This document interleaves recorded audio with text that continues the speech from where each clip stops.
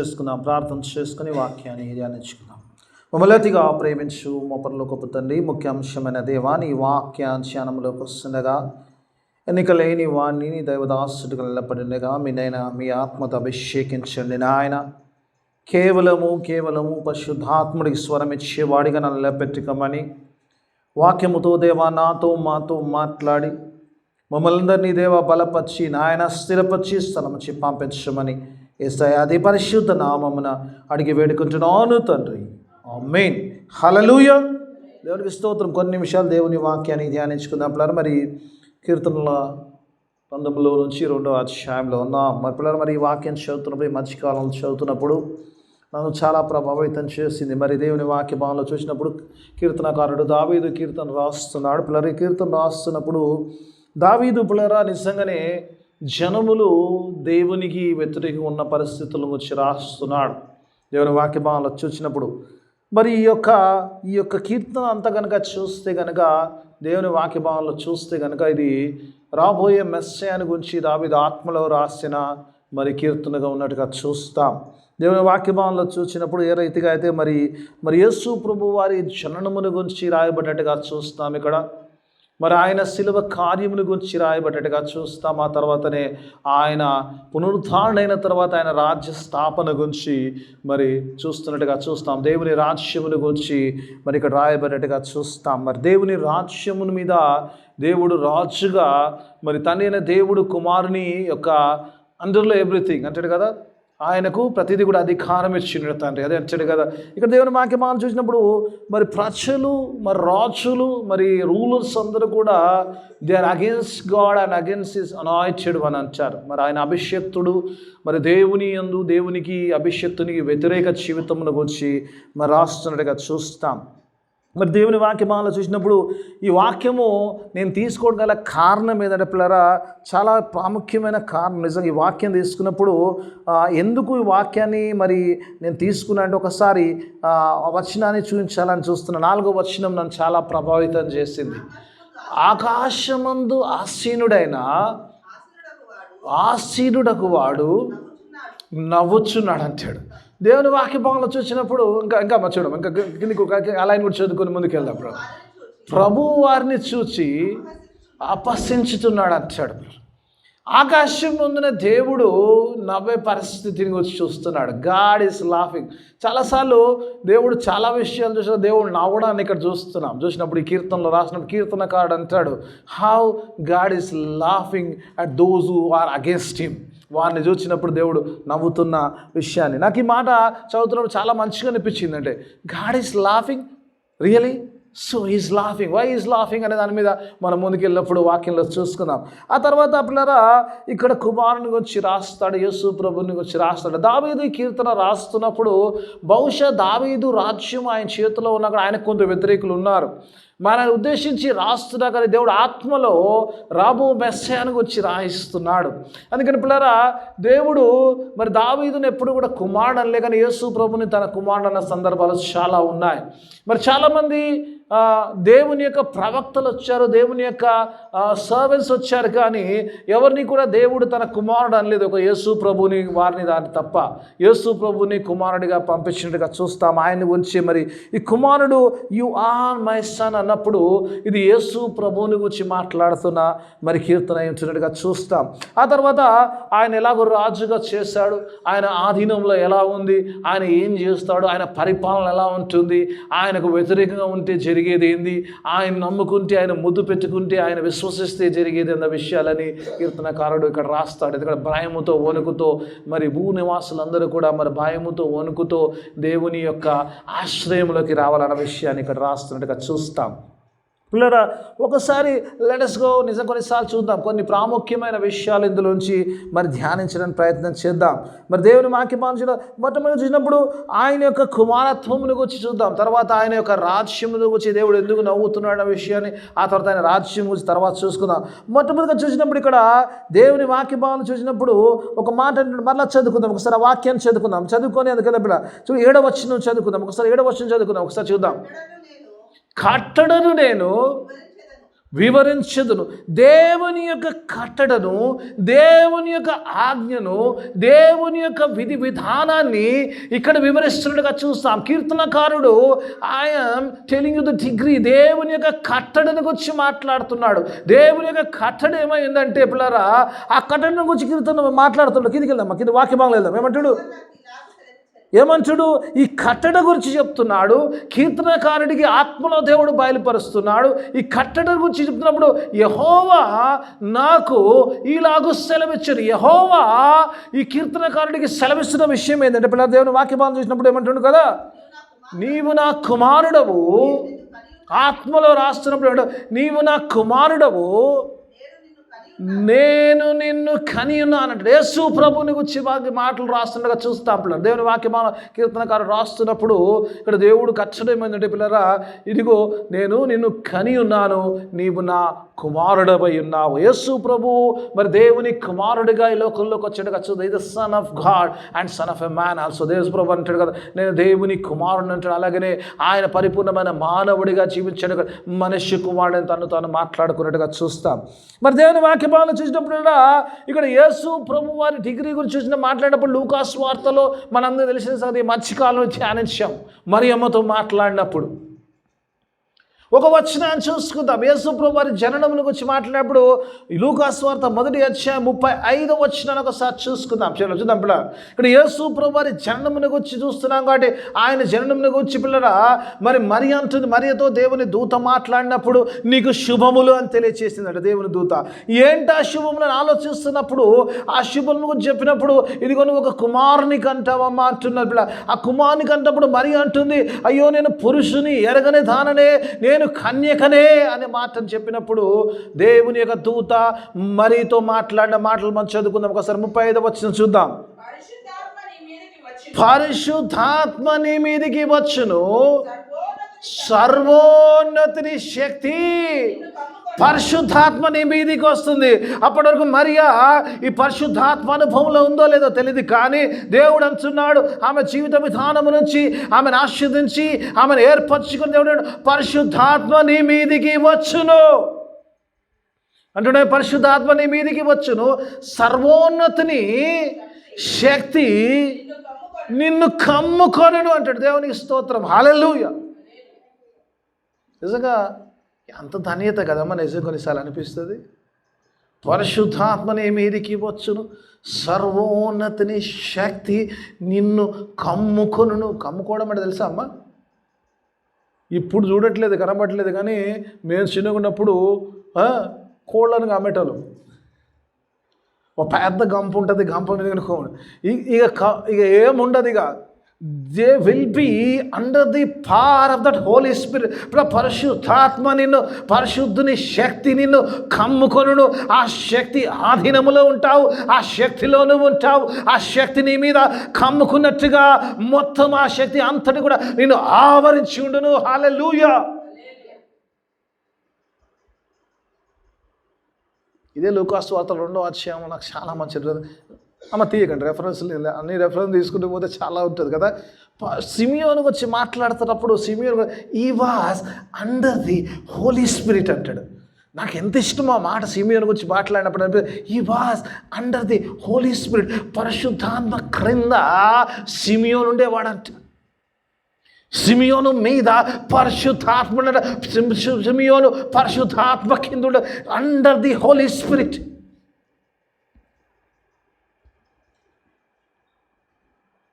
యేసువారు baptism అయిన కదా ఆయన పరిశుద్ధాత్మతో నింపబడి, వాట్ ఎ వండర్ఫుల్ థింగ్. ఇక్కడ మరియ కూడా పిల్లరా యేసు ప్రభుని జననంకు ముందు అంటే ఎలా అయ్యా నేను కన్యకనరా, నేను ఎలా గర్భము ధరిస్తుంటే పరిశుద్ధాత్మ నీ మీదకి వస్తే సర్వోన్నతి శక్తి నిన్ను కమ్ముకున్నప్పుడు. తర్వాత చదమ్మా వాక్యంలో, గనుక పుట్టబోవు శిశువు పరిశుద్ధుడై దేవుని కుమారుడు. హల్లెలూయా. He is the son of God. He is the son of Almighty God. పరిశుద్ధుని యొక్క చరణము ఎలా జరుగుతుంది? ఆ పుట్టబోయే కుమారుడు పరిశుద్ధాత్మ వల్ల పుట్టాడు కాబట్టి పరిశుద్ధుని కుమారుడు, దేవుని కుమారుడుగా ఈ లోకములో జీవించబోతున్నాడు. మరియా, you are going to bring a child of God's child into this world. తన్మోన్నతుని దేవుని కుమారుని ఈ లోకంలోకి తీసుకున్న దేవుడు నేను ఒక సాధనముగా దేవుడు వాడుకొంచున్నాడు. అందుకే దేవుని వాక్యం బాగా చెబుతుంది. యెషయా గ్రంథంలో కూడా ఉంటుంది కదా, మన క్రిస్మస్ దిగో మనకు కుమారుడు అనుగ్రహించబడిన, మనకు కుమారుడు అనుగ్రహించబడిన. God promises that his son is holy. అందుకే పిల్లలు కీర్తనకారుడు ఇక్కడ చూస్తున్నాడు, పిల్లరా ఇగో యు ఆర్ మై సన్, నీవు నా కుమారుడై ఉన్నావు, నేను నిన్ను కని ఉన్నాను అంటాడు. పిల్లలు సుప్రభాన్ని గురించి పిల్లలు ఇక్కడికే అన్నాడా, అంతే అన్నాడా? దూత చెప్పింది, మరీ చెప్పింది, అక్కడికి అయిపోయిందంటే అయిపోలేదు. తండ్రి చెబుతూనే ఉన్నాడు. ఒకసారి చూద్దాం పిల్లలు, మత్తయి సువార్త 3వ అధ్యాయము చివరి భాగంలో చివరి వచనంలో 17వ వచనం చూద్దాం. యేసు ప్రభు వారట యోర్దాను యొద్దకు యోహాను దగ్గర బాప్టిజం పొందడానికి వెళ్ళాడట. అక్కడ వస్తున్నప్పుడు యోహాను సువార్తలో యోహాను అంటాడు, అతను చూసినప్పుడు ఇదిగో దేవుని గొర్రెపిల్ల అంటాడు, లోక పాపమును తీసుకొని పోవు దేవుని గొర్రెపిల్ల అంటాడు. దేవుని గొర్రెపిల్లగా ఆయన వచ్చినట్టుగా చూస్తాం. ఆ బాప్టిజం తీసుకున్న వెంటనే పరిశుద్ధాత్మ పావురము రూపంలో ఆయన మీదికి వచ్చాను. అప్పుడు ఆకాశము తెరబడి ఒక శబ్దము నేను వింటాను. ఒక శబ్దం ఏమొస్తుంది చూద్దాం. 17వ వచనమా, 3వ అధ్యాయం 17వ వచనం. ఇదిగో ఈయన నా ప్రియ కుమారుడు, ఈయన యందు నేను ఆనందించుచున్నాను. ఒక శబ్దము ఆకాశము నుండి, ఆకాశములు నా తండ్రి తన యొక్క శబ్దము ద్వారా, తన స్వరము ద్వారా యేసు ప్రభువే తన కుమారుడని, ఆ కుమారుని ఆయన కన్నాడన్న విషయాన్ని ఆయన మరలా ఒకసారి రుజువుపరుస్తూ ఆయన బాప్టిజం తీసుకుని పరిచర్య ప్రారంభించక ముందే ఆయన గురించి అక్కడ సాక్ష్యము పలుకుతున్నట్టుగా చూస్తాం. నేను వాక్య భావన చూసిన God saying that this is my son. దేవుని కుమారుడు. నిజంగా చాలా సందర్భంలో యేసు ప్రభు వారు ఎప్పుడు కూడా ఈ పరిచర్యకున్న ప్రాబ్లం ఏంటంటే యేసు ప్రభు వారు ఎప్పుడు కూడా ఆయన తండ్రి అని సంబోధిస్తుంటాడు. యేసు ప్రభునేమో వీరు యోసేపు మరియల పిల్ల కుమారునిగా చూస్తున్నారు. ఆయనేమో పరలోకంలో నా తండ్రి ఎప్పుడు నా మాట వింటుంటాడు అంటాడు. అదే ప్రాబ్లం కదా. ఎప్పుడు కూడా వీళ్ళకందరికీ ఉన్న ప్రాబ్లం ఏంటంటే దైవదూషణ. యేసు ప్రభుకు వ్యతిరేకంగా కారణం ఏంటంటే దైవదూషణ. ఏంటంటే ఈయన is making himself equal with God. దేవుని కుమారుడు, దేవుడే సాక్ష్యం చెప్తున్నాడు. అంతమంది మధ్యలో దేవుడు చెప్తున్నాడు ఈయన నా ప్రియ కుమారుడు అని చెప్తున్నాడు. ఈయన ఎందుకు నేను ఆనందిస్తున్నాను అని చెప్తున్నాడు. ఇంతమంది ముద్దులో చెప్పినప్పుడు ఆ వార్త లోకమంతా కూడా వెళ్ళిండొచ్చు, ఆ ప్రదేశం అంతా కూడా వెళ్ళినొచ్చు. అయినా కూడా వారు నమ్మలేక ఈయన యేసు ప్రభుని చూడడం ఫిజికల్గా యోసేపు యొక్క కుమారునిగా మరియ కుమారునిగానే గుర్తిస్తున్నారు, కానీ నిజమైన దేవుని కుమారునిగా గుర్తించట్లేదు. మరొకసారి పిల్లల కీర్తనకారుడు మాట్లాడుతున్న యేసు ప్రభు వారి జన్మకు ముందే మరి దేవుడు ఆత్మలో కీర్తనకారుని ద్వారా రాపిస్తున్న మాట ఏంటంటే బిడ్డ, you are my son, today I have begotten you.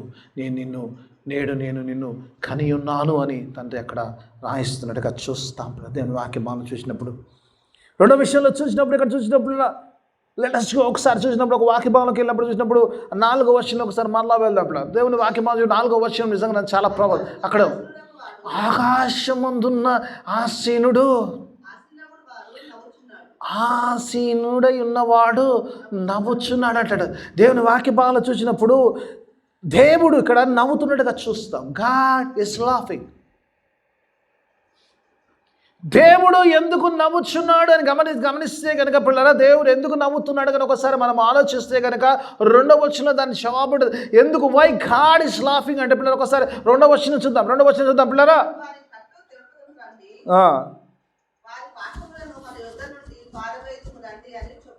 తర్వాత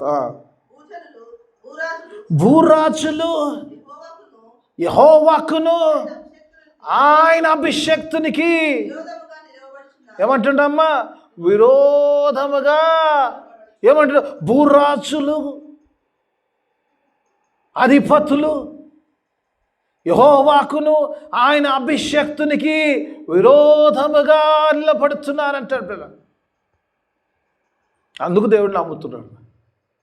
వై గాడ్ ఇస్ లాఫింగ్? దేవుడు ఎందుకు నవ్వుతున్నాడు అని మనం ఆలోచిస్తే కనుక దేవుడు నవ్వడానికి గల కారణం ఏముందంటే పిల్లరా, దేవుడు ఎందుకు నవ్వుతున్నాడంటే దేవునికి వ్యతిరేకంగా నిలబడుతున్నాడు.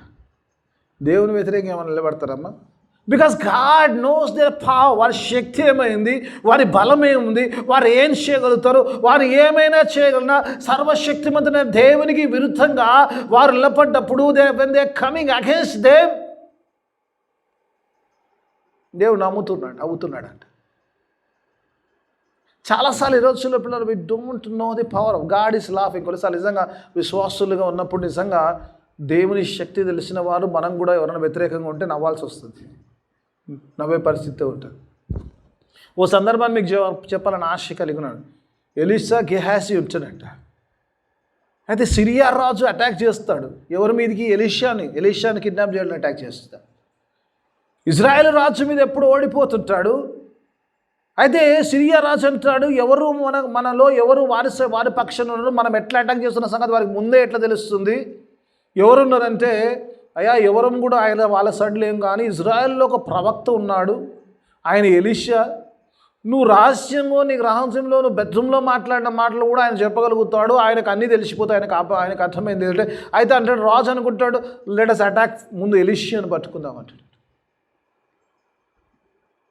ఎలీషాను పట్టుకుందామంటే ఎలీషా దగ్గరికి వెళ్ళినప్పుడు సైన్యం అంతా ముందు ఉంటుంది, గెహాజీ ఉంటాడు, ఎలీషా కాముగా ఉంటాడు, కూర్చొని ఉంటాడు. గెహాజీ అంటుంటాడు, అయ్యా వీరందరూ మన మీదకి వచ్చారు, డూ సంథింగ్, మనం పారిపోవాల్సిన పరిస్థితి వచ్చిందంటే ఎలీషా ఒక మాట అంటాడంటే, ఏమంటాడు? మనతో ఉన్నవారు వారితో ఉన్నవారి కంటే అధికము. హల్లెలూయా. ఎందుకంటే హాతో ఉన్నవాడు సర్వశక్తిమంతుడు, సృష్టికర్త, సర్వాధికారి, is all mighty powerful God అన్నప్పుడు కొంచెం పిచ్చిగానే అనిపిస్తుంది కదమ్మా. లింగులిట్టుకొని మన ఇద్దరమే ఉన్నాము, ఈయన ఏంది మనతో ఉన్నవారు వారితో ఉన్నవారి కంటే అధికమంటున్నాడు అన్నప్పుడు ఆయనకు అర్థం కాకపోతే అప్పుడు ఎలీషా ప్రార్థన చేస్తున్నట్ట, నా యొక్క దాసుని యొక్క మనోనేత్రము తెరవమని ప్రార్థన చేస్తే ఎలీషా వెనకాల పర్వతముల మీద అంతా కూడా దేవుని యొక్క సైన్యం ఉన్నట్టుగా చూస్తాం. Hallelujah. That is the power of the God. అందుకే దేవునికి విరుద్ధంగాను, దేవుని అభిషక్తునికి విరుద్ధంగాను ఈ లోక రాజులు, రూలర్స్, కౌన్సిలర్స్ ఎవరైతే ఉన్నారో వారందరూ కూడా యెహోవాకు, ఆయన కుమారునికి, అభిషక్తునికి వ్యతిరేకంగా ఉన్నప్పుడు it makes God laugh at them.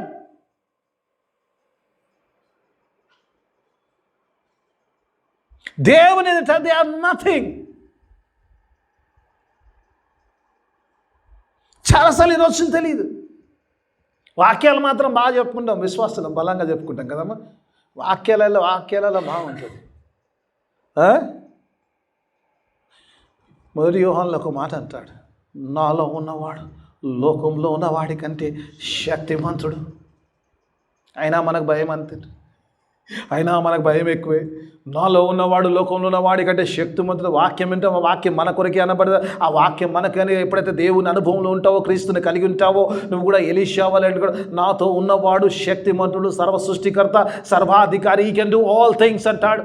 అలాగే నువ్వు పౌలను నువ్వు అనగలుగుతావు, ఎందుకంటే ఫిలిప్పీ పత్రికలో అన్నాడు, I can do all things in one, నన్ను బలపరచువా అని అందు నేను సమస్తము చేయగలను అనగలుగుతావు అంటాము. కానీ ఏ చేయాలన్నా కూడా భయమే.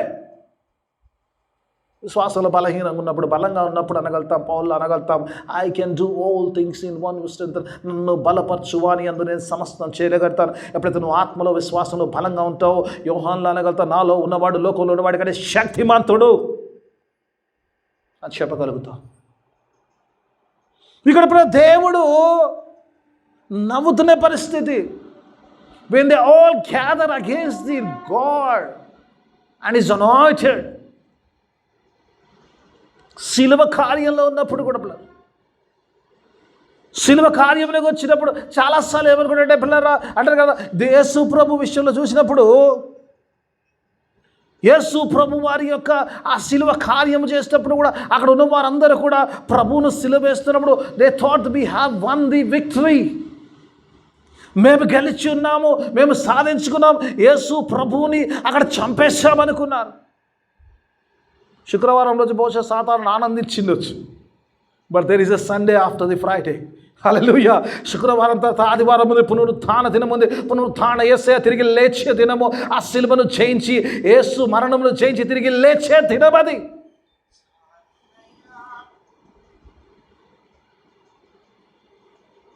దేవుని వాక్య భాగంలో చూసినప్పుడు, ఇక్కడ చూసినప్పుడు పిల్లలు ఎప్పుడైతే వారందరూ అనుకుంటున్నారో యేసు ప్రభు వారి శిలువ వేసేటప్పుడంట రాజు అనుకున్నాడు, పిలాతు రాజు ఏమన్నాడు తెలుసా అమ్మ? యేసు ప్రభు జవాబు ఇవ్వకపోతే అంటాడు తెలుసా, you are not going to answer మీ.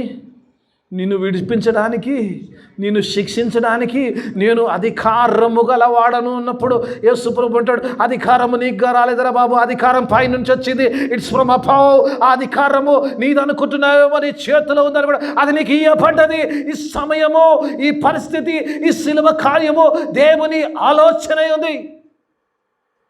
53 కీర్తన 53 అధ్యాయం వెళ్దాం. యెషయా గ్రంథం 53 అధ్యాయం 10వ వచనం చూద్దాం. ఒకసారి పిల్లలు చాలాసార్లు పిల్లలు వీళ్ళందరూ కూడా గ్యాదర్ అయినప్పుడు యేసు ప్రభుని తీసుకొని ఆ శిలువలో వేస్తున్నప్పుడు వారు అనుకుంటారు, may are doing some great thing, మేము గొప్ప కార్యం చేయబోతున్నాం, ఆ యొక్క దేవునికి వ్యతిరేకంగా మేమందరము కూడా వెళ్తున్నాము, ఆయన్ని చంపేయబోతున్నాం అని అనుకుంటున్నారు. కానీ చూడండి, ఒకసారి చూద్దాం.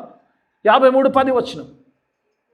యెషయా గ్రంథం 53:10 వచనం.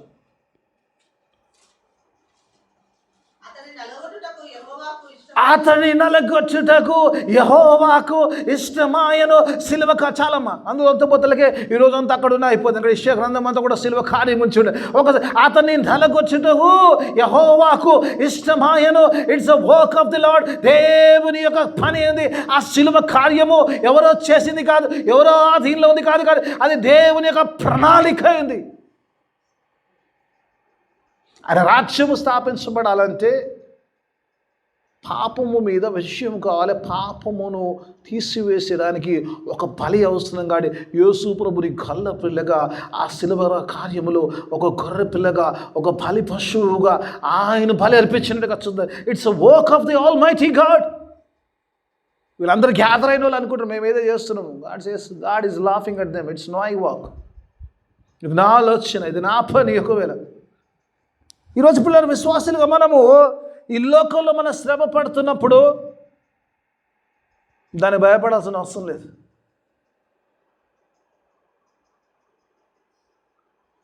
నీతి నిమిత్తము హింసించబడువారు ధన్యులు. Hallelujah. You are blessed when you are persecuted for the righteousness.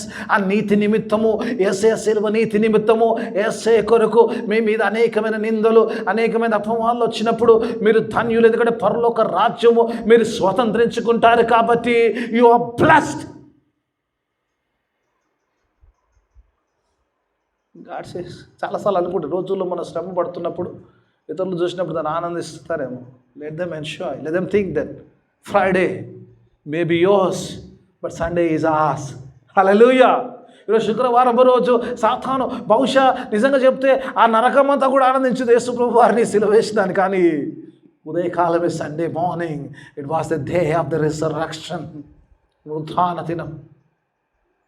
అంటే యేసు ప్రభు వారు కూడా ఆ శిలువ కార్యమును గురించి మాట్లాడినప్పుడు యోహాను సువార్త 10వ అధ్యాయం 17-18 వచనంలో గమనించినప్పుడు ఇక్కడ నా ప్రాణము తీయదగిన వాడెవడు, నాకు నేనుగా దాన్ని పెట్టుటకును తిరిగి పొందుటకును అధికారము గలవాడను. I'm a man of authority, I'm a God of authority over the life. Hallelujah. ఒకసారి చూద్దామమ్మా, యోహాను సువార్తలో చూద్దాం. యోహాను 10వ అధ్యాయం 17-18 వచనాలు ఉంటుంది చూడండి అమ్మా.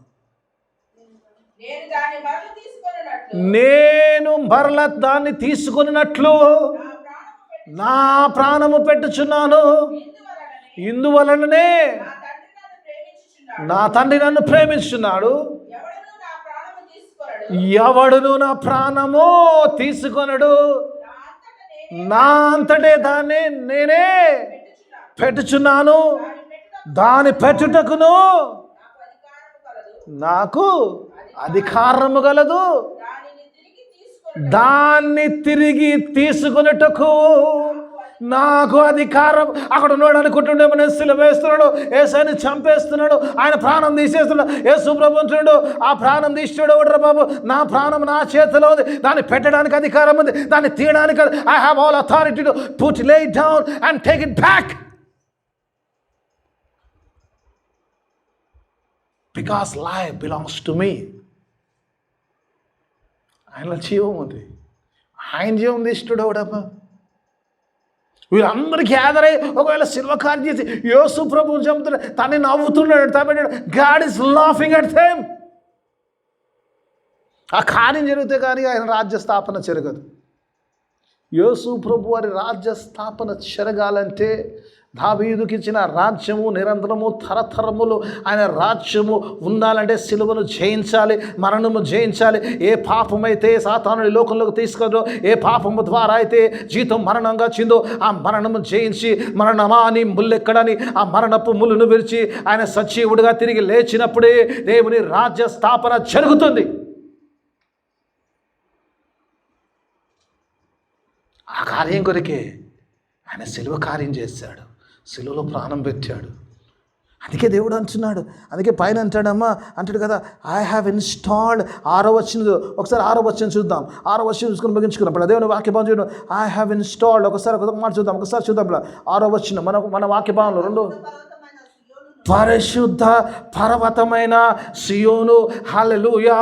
దేవుని పరిశుద్ధ పర్వతమైన సియోను మీద నా రాజును ఆసీనుడిగా చేసి ఉన్నాను. ఎందుకు నవ్వుతున్నాడు దేవుడు అంటే, అరే పిచ్చోళ్ళరా మీరు చంపేశాను కూడా ఆ పరిశుద్ధ పట్టణము, ఆ పరిశుద్ధమైన కొండ మీద, ఆ పర్వతం మీద నా రాజును I have placed him as a king to rule for ever. నిరంతరము ఆయన ఏలుటకు ఆయన రాజుగా, ఆయన రాజ్యం గురించి చెప్పుకుంటూ పోవాలంటే రాజు చెప్పినది కాదు. ఆయన పరిపాలన గురించి చెప్తాడు, ఆయన పరిపాలన గురించి చెప్తాడు. How is going to rule the nations అంటాడు. యేసు ప్రభువు అంటాడు కదా, నీకు జనములను దేశములను స్వాస్యముగా, అంతే కదా, స్వాస్యములుగా ఇచ్చుదను అంటాడు. దేవుని వాక్యమాలు ఒకసారి చూద్దాం. 8వ వచనం చూద్దాం. ఏమంటాడు? నన్ను అడుగుము, జనములకు నీకు స్వాస్యముగాను. ఏమంటాడు? దిగంతములను, భూమిని దిగంతముల వరకు సొత్తుగాను. హల్లెలూయా. దేవుడు అంటున్నాడు, సింహాసనం ఆడ పెట్టాడంట సియోను కొండ మీద. అంటుడు కదా, జనముల్ని స్వాస్థ్యంగాను భూదిగంతం వరకు, to the ends of this earth. ఈ భూమి ఎక్కడికైతే ఎండ్ అవుతుందో అక్కడి వరకు నీ యొక్క స్వాస్యముగా నేను ఆల్రెడీ ఇచ్చేస్తాను. కుమారుని చేతిలో ఆయన పెట్టాడు. All things are under Jesus Christ. ఆయన నిరంతరమే, ఆయన నిరంతరం వెళ్ళేవాడు. ఆయన రాజ్యం గురించి, ఆయన ఏలుబడిని గురించి చక్కని మాటలు అక్కడ రాస్తున్నాడు. అందుకే అంటాడు చివరి భాగం ఒకటి చూసుకొని ముగించేసుకుందాం. చివరి భాగం let's go into the last version చూసుకుందాం ఒకసారి. ఏమంటున్నారా? కుమారుని ముద్దు పెట్టుకొనుడి, లేని ఎడల ఆయన కోపించును, అప్పుడు మీరు త్రోవ తప్పి నశించెదరు. ఆయనను ఆశ్రయించు వారందరూ ధన్యులు. హల్లెలూయా. ఈ ధన్యతలోకి రావాలంటే only you have to come into Lord. దేవునిలోకి రావాలి, విశ్వాసములోకి రావాలి, సిలువ కార్యంలో విశ్వాసములోకి రావాలి. మెస్సయ్య ఆయనని నమ్మగలగాలి. ఆయనను మనకు అనుగ్రహించాడు, తండ్రి ఆయన అనుగ్రహించాడు అని నమ్మాలి. ఆ సిలువ కార్యము అది దేవుని కార్యమని నమ్మాలి పిల్లరా. ఆ దేవుని కార్యము నమ్మడం ఏంటంటే పిల్లరా, నా పాపం నిమిత్తమే ఆయన ప్రాయశ్చిత్తముగా ఆ కార్యము చేశాడు. ఆ కార్యము తర్వాతనే ఆయన రాజ్యము స్థాపించబడి ఉన్నది. ఆయన రాజ్యములో నీవు నేను నిరంతరం ఉంటాము. విశ్వాసం మూలంగా మీరు క్రీస్తు సంబంధికులైతే క్రీస్తుతో సహవారసులు అని వాక్యం తెలియజేస్తుంది. ఆ రీతిగా సహవారసులుగా ఉండడానికి ఆ విశ్వాసంలో వచ్చి యేసు రక్తంలో కడగబడి క్రీస్తుతో సహా ఆయన రాజ్యంలో నిరంతరము జీవించడానికి దేవుడు తన కృపా సహాయాన్ని మనందరికీ అనుగ్రహించును గాక. ప్రార్థన చేసుకుందాం. ఒక మాట ప్రార్థన చేసుకుందాం. మమ్మలతిగా ప్రేమించు మా పరలోకపు తండ్రి, నీకు వేలాది స్తోత్రం చెల్లిస్తున్నాం. గొప్ప దేవ, శక్తిమంతుడ, సృష్టికర్త, సర్వాధికారి, నీకు స్తోత్రం చెల్లిస్తున్నాం. ఇలాగునైనా చక్కని మాటలు మీరు మా ముందు ఉంచారు. అవును నాయన, కీర్తనకాడ ఆత్మలో నాయన మీ యొక్క నాయన ఆ యొక్క రాకుడ కొరకు, శిలువ కార్యము కొరకు నైనా మీ రాజ్యమును గురించి నైనా వివరించిన విధానం బట్టి దేవానికి స్తోత్రం. మాకు ఇచ్చిన మాటలు బట్టి నీకు స్తోత్రము నాయన. అవునైనా అటు విశ్వాసములో బలముగా ఉండి నీ ఆశ్రయములోకి వచ్చి నేను నిరంతరము నీ రాజ్యంలో జీవించేవారిగా ఉండేటకు అట్టి కృప సహాయం దయచేయండి. విత్తబడిన వాక్యం అందరి జీవితంలో ఫలబద్ధ వాక్యం చేయండి. వాక్యానుసారమైన జీవితాన్ని దయచేయమని చేర్చిన ప్రత్యేక బిడ్డను సంఘం మీద ఆశలతో నింపి పంపించమని యేసయ్య అతి పరిశుద్ధ నామమున అడిగి వేడుకొంచున్నాను తండ్రి. ఆమేన్.